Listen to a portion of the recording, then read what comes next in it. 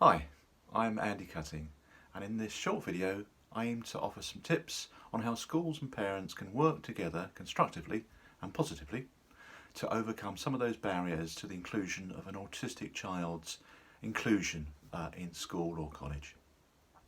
I'll be talking briefly about how parents might work together positively and effectively with the school, how to increase the school's knowledge of autism and particularly of your child, the importance of listening to an autistic child or young person, understanding the impact of exclusion, and finally the importance of schools building a positive relationship with a child or young person. Before I do that though, let me just introduce myself. I work for the National Autistic Society. I run the NAS School Exclusion Helpline. Primarily we aim to support parents and carers of autistic children and young people who've been excluded from school or who are at risk of exclusion. And we do that through phone appointments and responding to email inquiries. Now we also produce information for teachers as well. This is mainly online resources. And the aim of our work, of course, is to try and bring parents and carers and schools together to avoid those barriers to inclusion and to avoid exclusion. Okay, first up then, how parents might work together positively and effectively with a school. Now, the Special Educational Needs and Disability Code of Practice, which is the statutory guidance for organisations working with and supporting children with SEND, it states at paragraph 6.20, it says that parents know their children best, and it's important that all professionals listen and understand when parents express concerns about their child's development. The guidance goes on to say that schools should talk to parents regularly and that meetings provide an opportunity for the parent to share their concerns and together with the teacher agree their aspirations for the pupil. Of course, that's easier said than done. When an autistic child is excluded from school, this can fracture what is already perhaps a very fragile relationship between families and schools. But I would suggest that it's never too late. It's never too late to start to repair that relationship, to build bridges, if you like, with the school. A saying that I'm very fond of, it's a Buddhist saying, I'll just share that with you quickly now. The saying says, the best time to plant a tree was 20 years ago. The second best time is today. And I think that's very appropriate for all aspects of life actually, but in terms of, it's not too late to try and rebuild that relationship. Okay, so how can schools and parents work together? Now I'm just going to signpost to you 3 guides that I think are particularly useful and I would strongly recommend. The first comes from our own website, the National Autistic Society's website. It's our online information on working with your child's school to resolve differences. It provides tips on communicating with the school.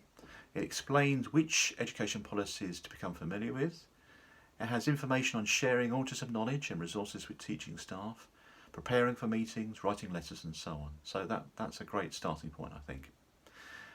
Another guide that I'm particularly keen on is from the Autism Education Trust. It's called Working Together with Your Child's School. And again, it's got lots of little tips there for positive working relationships with the school, but most of it is a questionnaire which you can fill out as a family. It has 36 statements about a child's autism needs, and the idea is that you go through each one and you rate it. So, for example, one of the statements says something to the effect of the school should have a quiet room or space where my child can go when they're feeling overwhelmed, something like that. And the idea is that you tick either essential, important, not important, or not needed. And at the end of doing the questionnaire, the guide suggests you just pick three priorities, and then arrange a meeting with the school. And what I really like about it is that you are offering up solutions. So rather than going into a meeting all guns blazing, saying you failed to do this and so on, instead you're saying, look, I think these 3 things will make a huge difference to my child's experience of school life. Okay, and another guide, which I think is really good, it comes from Whole School SEND. It's called A Guide to Making Conversations with Schools Count for All Families. It includes a range of effective questions that families may want to ask those who support their children at school, and these help parents to understand what the school's doing, how it's evaluated, and what impact it has on their child's learning and well-being. It can help reduce conflict and encourage parents and schools to communicate honestly, openly and often.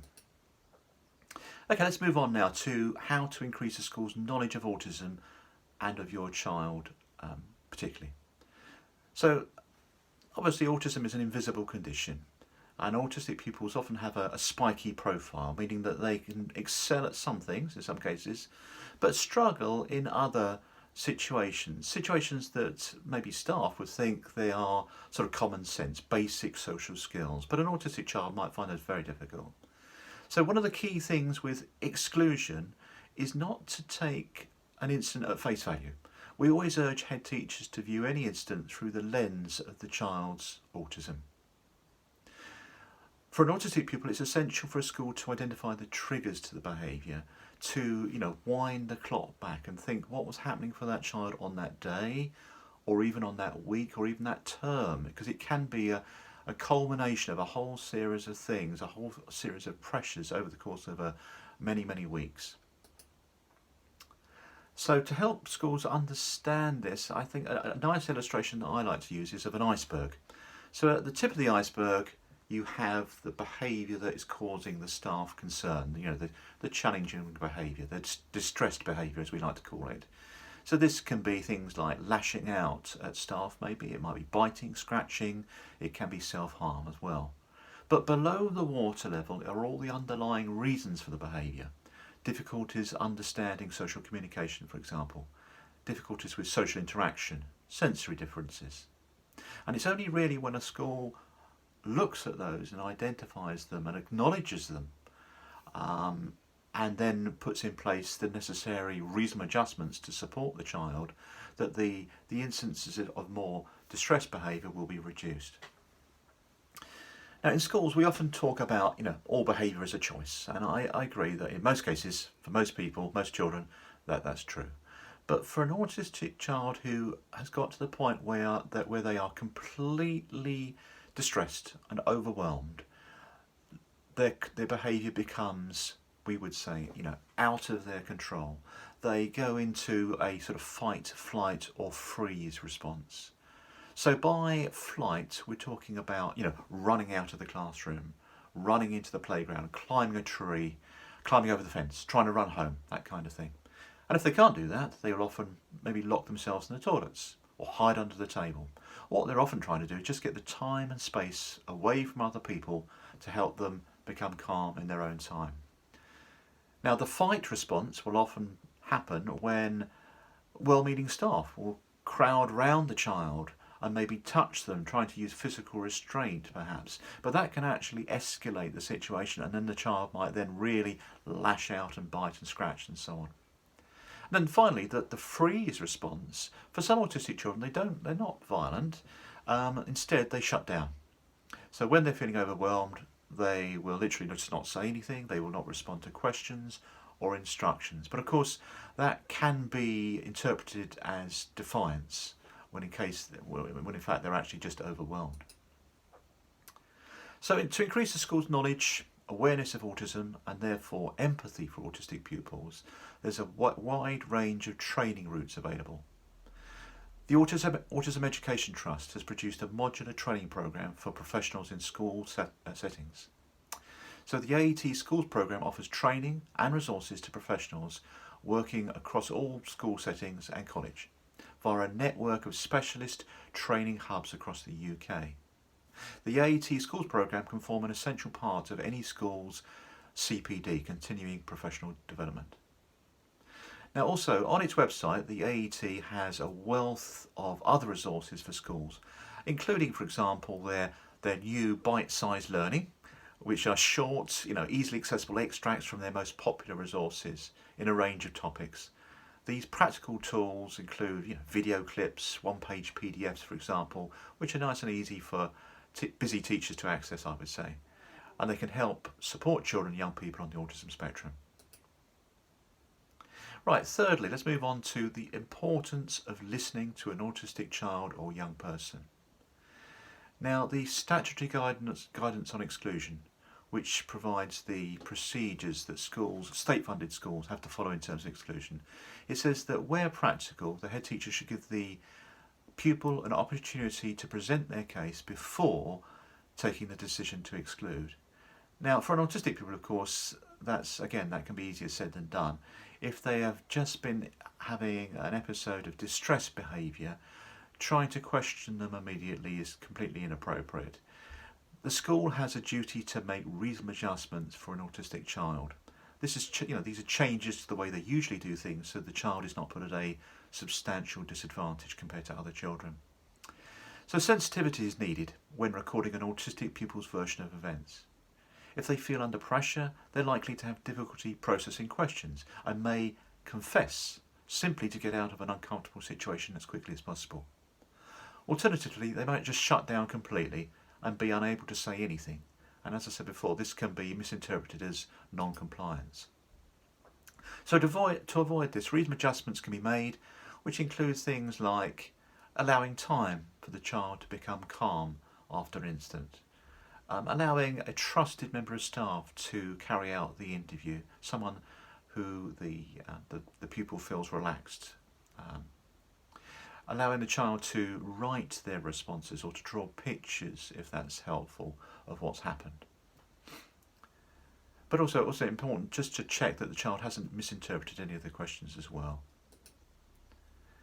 Now, every autistic child, or every child, is different, so knowledge of the individual is essential when deciding the best approach to take. The pupil may not have the self-awareness to be able to describe the impact of their autism on their behaviour. Now, all behaviour is a form of communication, so it's important to try and think, what is this behaviour telling us? What might we need to do differently in future? I mean, no pupil wants to be unhappy or anxious. They're often feeling lost or confused or simply can't cope. Focusing on and disciplining the behaviour rather than looking beneath it is often missing the point. A phrase that I use often is that it's important, as I said before, for head teachers to view any incident through the lens of the child's autism. Okay, moving on now to understanding the impact of exclusion. Now, the exclusion guidance that I mentioned says that where pupils receive multiple exclusions, the head teacher should consider whether exclusion is providing an effective sanction. And I think there's a very strong argument to say that for autistic pupils, exclusion doesn't improve their behaviour, it doesn't act as a disincentive, because so often their behaviour is intrinsically linked to their autism. Their behaviour is a direct consequence of their autism, you can say.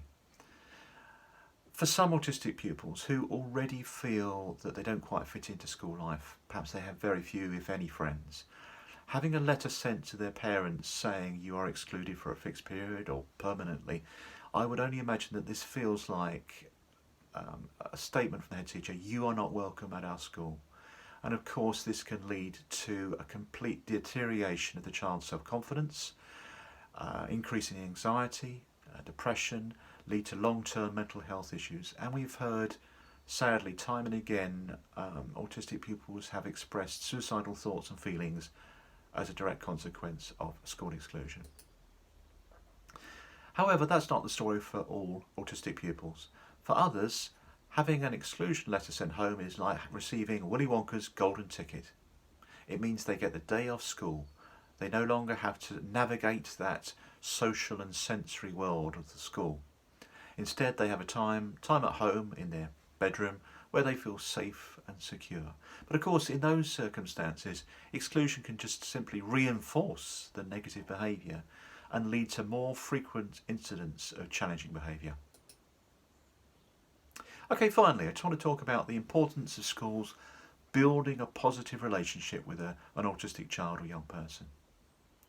So, as I mentioned earlier, exclusion can fracture the relationship between home and school, between the teachers and the child. The child may no longer trust any of the teachers in the school. In their eyes, they may feel that there's been some injustice. They may feel they've done nothing wrong and that they've been punished for something that they can't help or control. So a key aspect to making a success of the child's reintegration following exclusion is to rebuild that relationship. Now, I often feel that what an autistic child needs is at least one member of staff with whom they can build that positive relationship. Now, that might be the class teacher, might be the form teacher, Could be the head of year, teaching assistant, a mentor of some kind, but somebody who's going to look out for them, somebody who understands them, somebody who gets autism.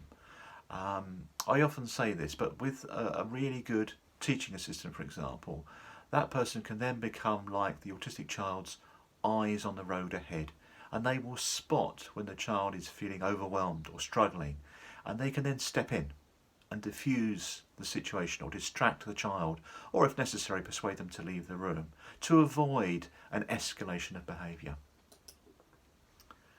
Okay, so there you go. I've shared with you some of the things that I think are important, tips on how schools and parents might work positively and constructively together to overcome some of those barriers to an autistic child's inclusion. I'd like to thank you for listening, and if you do have any questions, please don't hesitate to contact the NAS School Exclusions Helpline. Our email address is schoolexclusions, all one word, so school exclusions with an S on the end, at NAS, the National Autistic Society, NAS.org.uk. So schoolexclusions at nas.org.uk. Thank you very much.